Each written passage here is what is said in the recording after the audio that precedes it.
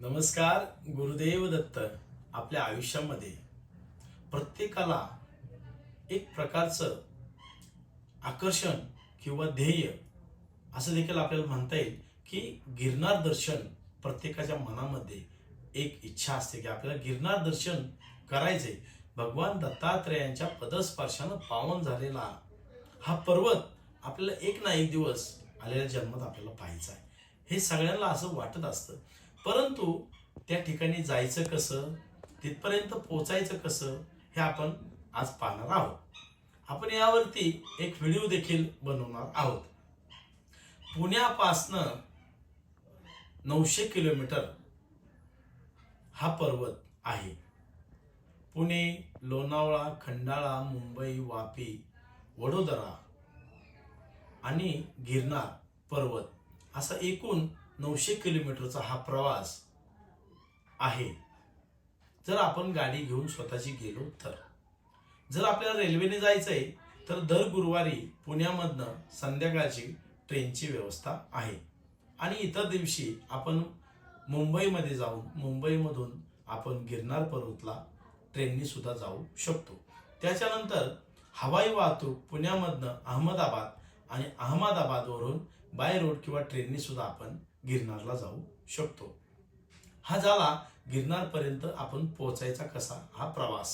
त्याच्यानंतर तिथं राहण्याची काय काय सुविधा आहे. गिरनारला आपण जायचं म्हटलं की जुनागड हे शहर आहे. या शहरामध्ये अतिशय सुंदर प्रकारची हॉटेलं आहेत. जेवणाची सुद्धा सोय त्या ठिकाणी व्यवस्थित आहे.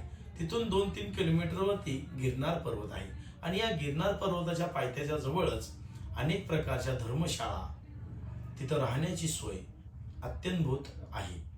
त्यानंतर गिरनारमध्ये श्री गोरक्षनाथ हा जो मठ आहे या ठिकाणी अत्यंत सुंदर जेवणाची व्यवस्था 2 टाइम मोफत या ठिकाणी केलेली आहे.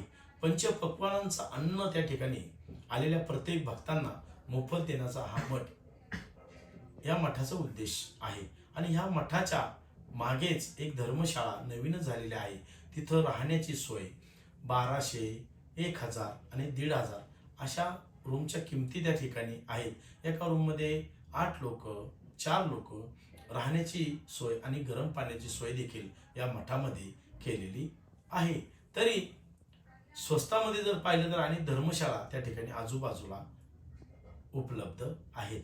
जेवणाची सोय तुम्ही गुजरातमध्ये गेल्यानंतर कुठेही जा, जेवणाची सोय अत्यंत सुरेख आहे. आपल्या घरातील पाहुणे आलेत अशा पद्धतीने तेथील लोक आपली सेवा या ठिकाणी करतात. पाण्यापेक्षा ताकाला ते जास्त महत्त्व देतात. प्रत्येक जेवणावेळेस ताकाचा उपयोग या जेवणामध्ये केला जातो. अशी जेवणाची राहण्याची सोय आपण आता पाहिलेली आहे. तर आपण गिरनारला जाणार आहोत आणि गिरनारला जात असताना बाय रोड आमची स्वतःची गाडी, माझी 2 मुलं रुद्रप्रताप, सूर्यप्रताप आणि माझी मंडळी वर्षा राणी, माझी बहीण निलिमा आणि दाजी विठ्ठल सावंत, आम्ही 6 लोक या ठिकाणी पिंपरी चिंचवडवरनं गिरनारला जाणार आहोत आणि नवनाथ जाधव म्हणून हे आमच्या गाडीचे सारथ्य करणार आहेत. खरं तर गिरनार पर्वत एवढा उंच आहे की हिमालयाच्या आधी पासून हा गिरनार पर्वत आहे आणि गुजरात राज्यामधला सर्वात उंच पर्वत हा गिरनार आहे. आपल्याला गिरनारला जायच्या आधी अनेक लोक भीती घालतात की खूप उंच आहे, पाय दुखतात. परंतु या ठिकाणावरती गेल्यानंतर शरीरामध्ये एक प्रकारची ऊर्जा निर्माण होते आणि आपण हा पर्वत कधी सर करतो आणि दत्तात्रेयांच्या चरणांचं दर्शन आपल्याला कधी मिळतं हे आपल्याला कळतही नाही. अक्षरशः थकवाही येत नाही. गिरनार पर्वतावरती जाण्यासाठी 2 पद्धती आहेत. एक तर खालून पायी जाणे, 10,000 पायऱ्या आहेत आणि दुसरा रोपेने सुद्धा आपण या ठिकाणी जाऊ शकतो. तर पहिल्यांदा गिरनारमध्ये गेल्यानंतर लंबे हनुमान या ठिकाणी आहेत, त्यांचं दर्शन या ठिकाणी घ्यायचंय आणि मग आपण आपल्या यात्रेला सुरुवात करायची आहे. तर चला मंडळी, आपण पहिल्या या व्हिडिओमध्ये आपण रोपेने म्हणजे हिंदीमध्ये त्याला उडन खटोला म्हणतात, रोपेने आपण जाणार आहोत. आणि दुसरा जो व्हिडिओ आहे तो आपण पहिल्या पायरीपासून तो शेवटपर्यंत आपण पायी जाणार आहोत. हा दुसरा व्हिडिओ सुद्धा तुमच्या सेवेसाठी लवकरात लवकर आम्ही टाकणार आहोत. त्यासाठी हा व्हिडिओ संपूर्ण आपण पहा. या व्हिडिओला लाईक करा, शेअर करा, सबस्क्राईब करा. अनेक प्रकारचे दत्त संप्रदायातील व्हिडिओ या यूट्यूब चॅनलच्या माध्यमातून आम्ही बनवत असतो. पिठापूर असेल, गाणगापूर असेल, कुरमपूर असेल, श्री स्वामी समर्थ अक्कलकोट महाराजांचे वास्तव्यस्थान असेल, असे अनेक व्हिडिओ बनवण्याचा प्रयत्न आम्ही या यूट्यूब चॅनलच्या माध्यमातून करत असतो. त्यामुळे आपण या यूट्यूब चॅनलला सबस्क्राईब करा, म्हणजे वेळोवेळी नवनवीन बनवलेले व्हिडिओ आपल्या सेवेसाठी आपल्याला पाहायला मिळतील. गुरुदेव दत्त. चला तर मग गिरनार.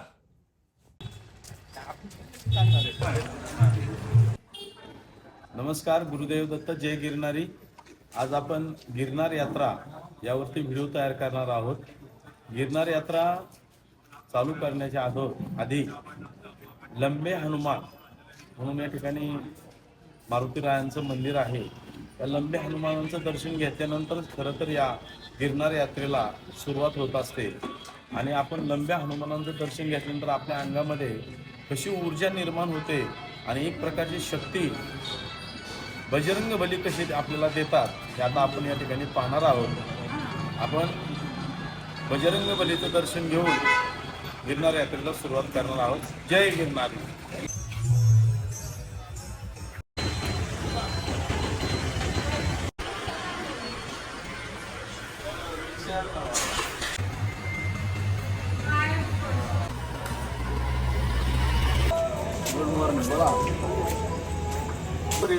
एका लाईन मध्ये दिसतो. तर मित्रांनो, आता आपण रोपवे मध्ये चाललो आहोत.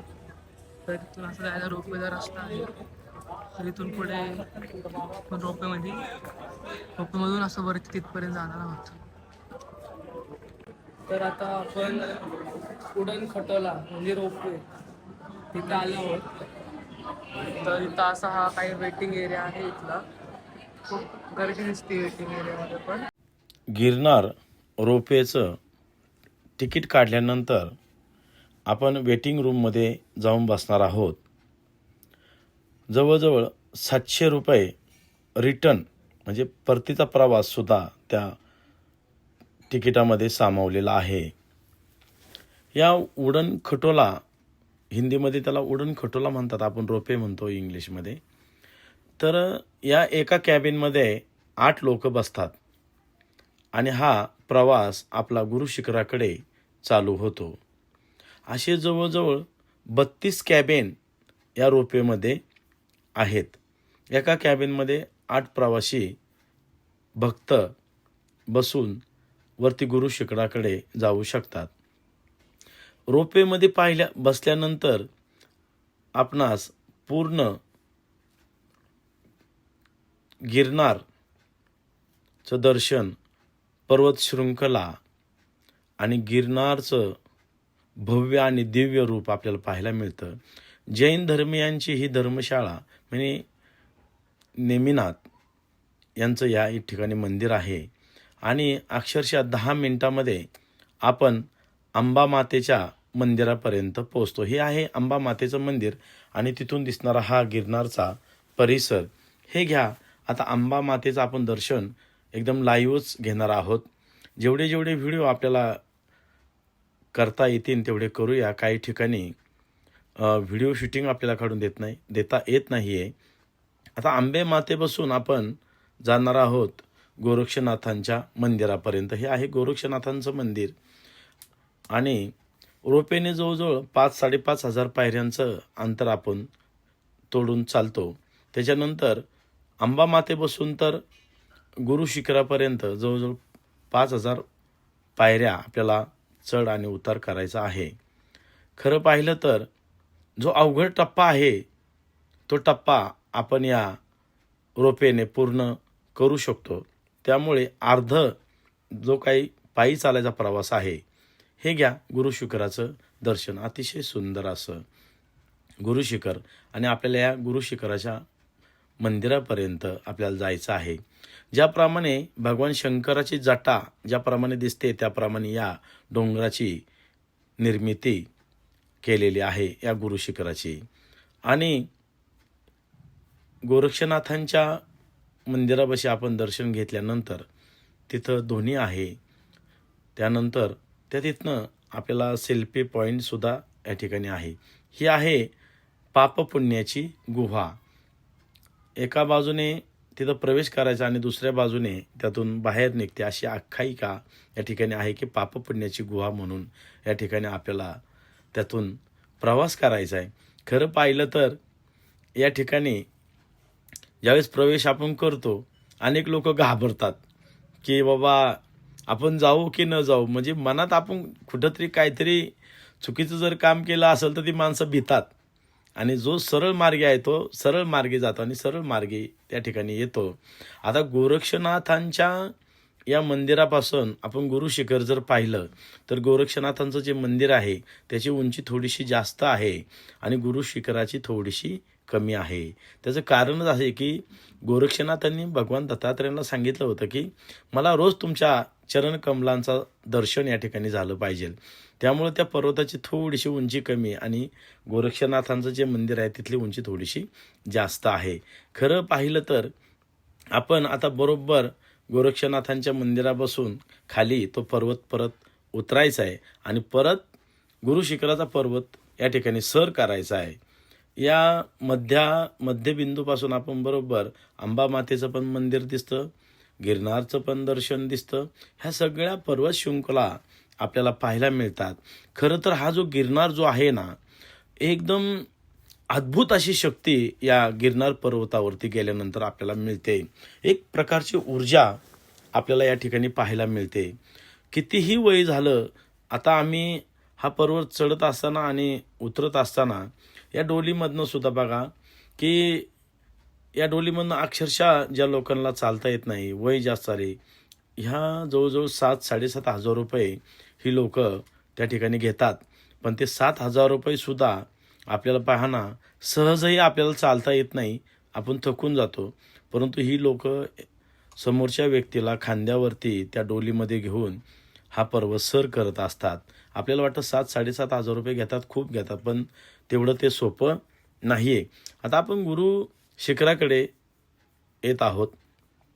गोरक्षनाथांचा पर्वत खाली उतरत आलेलो आहोत आणि या इथनं आता गुरुशिखराचा पर्वत आपण सर करायला या ठिकाणी निघालेलो आहोत. खरं तर हिमालयाच्याही खूप प्राचीन असा हा गिरनार पर्वत आहे.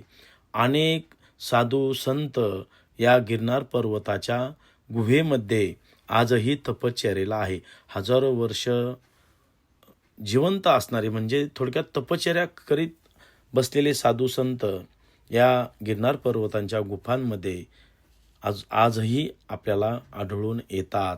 अनेक प्राणी आहेत. हे बघा आता आपण गुरुशिखरापर्यंत आलो आणि दर्शनही झालं. हा आता आपला परतीचा प्रवास चालू झाला. हे घ्या गुरु चरणांचे दर्शन. या ठिकाणी व्हिडिओ शूटिंग काढण्यास सक्त मनाई असल्यामुळे तिथं त्यांनी काढून दिलेली नाही आहे. आणि गुरुशिखराच्या बरोबर समोरच्याच बाजूला रेणुका माता, अत्रे अनुसया माता यांचं देखील या ठिकाणी पर्वतांवरती त्या ठिकाणी मूर्त्या आहेत. आणि भगवान दत्तात्रेयांची दर्शनाची ओढ प्रत्येकालाच असते. जेव्हा आपण गिरनार पर्वत सर करण्यास सुरुवात करतो आणि पर्वताकडे पाहिल्यानंतर अंगावर अक्षरशः शहारे येतात. त्या उंच उंच पर्वत शृंखला पाहून मनात येते की आपण त्या पूर्ण करू का. पण प्रत्येक पायरीला झालेला भगवान दत्तात्रेयांचा चरणस्पर्श आठवून आणि आपल्या प्रत्येक श्वासागणिक भगवान दत्तात्रेयांचे नाव घेत एक एक पायरी आपण चढत गेलो ना की कळतही नाही की आपण कधी गुरुशिखरापर्यंत पोहोचलो. ते जेव्हा गुरुशिखरावरील भगवान दत्तात्रेयांच्या त्या दिव्य पादुका पाहून तेव्हा आपले डोळे अक्षरशः दिपून जातात. कसं वाटलं तुम्हाला? छान वाटलं. कसं होतं? छान होतं. झालं? हा मस्त झालं दर्शन. एकदा तरी येऊन जावे. एक नंबर आहे.